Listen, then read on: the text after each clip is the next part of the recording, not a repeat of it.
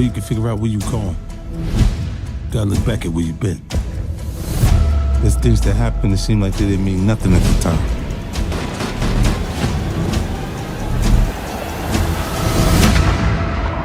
But then you realize they mean everything.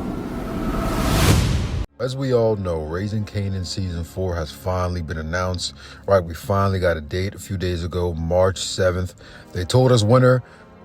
It's kind of winter. They kind of lied. They kind of didn't. I'm sure there were some things going around in the background that we're not privy to. But, oh well, it is what it is. We finally got a date.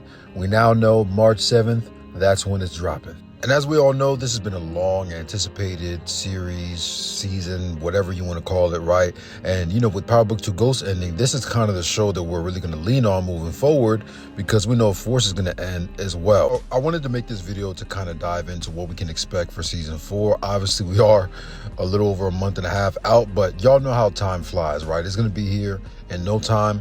I do have the Season 4, you know, description, breakdown, kind of synopsis that what we can expect, and we can kind of go from there and just kind of pencil things in. So here we have it. It says, in the riveting 4th season, slates have seemingly been wiped clean for Kanan, Rock, and the rest of the Thomas family in the pursuit of a fresh start. However, in the eye of the storm, one very dangerous obstacle looms large. Unique is alive. Unique makes a volatile and violent return as he hunts to upend the lives of the Thomas family. Amidst the chaos, the Thomas family must face the truth that can no longer be denied. You are who you are. Although you may be capable of change, the fundamentals remain the same, and sooner or later you'll be forced to confront the inescapable reality of your inherent nature.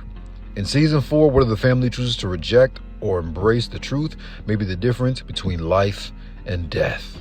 And notice how it says slates have been seemingly wiped clean, right? So that already tells you it's going to be temporary. Things aren't going to last. Problems are always going to come. And it's going to be none other than Unique. And Unique is probably going to be the villain for this season, as we can see from the description. And it's interesting because someone in my comments the other day asked me, they said, well, why would Unique want to come after Rock, Kanan, and the Thomas family? Well, you have to look at it from Unique's perspective, right? In Unique's perspective, he shows up to the warehouse. Ronnie's dead. Detective Howard's dead. Rock has taken over his business and his position with Stefano. What is he expected to think? You know, and obviously he got bashed up in the head. He might not be thinking clearly. He might have some memory loss. There's so many different things that could be going in Unique's head. And if, you know, Joey Badass had said in an interview that, you know, Unique thinks everyone's against him, right? He thinks everyone conspired against him. He's not trusting anybody, and he's going to come back guns blazing. And kind of how Kanan, you know, played into the shadows when he was making his return and he was quote unquote dead. I think Unique is going to have a similar kind of move with that, right? He has a lot of leverage because no one knows he's alive. No one's going to expect him to be hitting their business because they think he's dead. Kind of like how Kanan was hitting, you know, Ghost's business when he was in jail and things of that nature from behind the scenes.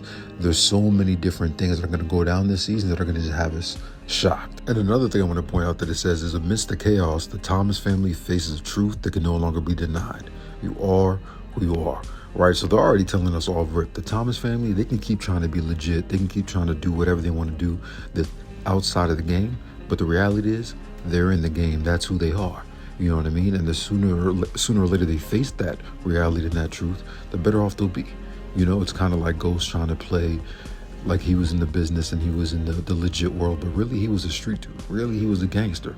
And no matter how much he tried to pretend that he wasn't, we all knew he was Ghost, and Ghost had overtaken James St. Patrick, right? We knew Rock and Lou and her family are going to, you know, have that rekindling, finally be back together, finally be somewhat of a family unit in the beginning.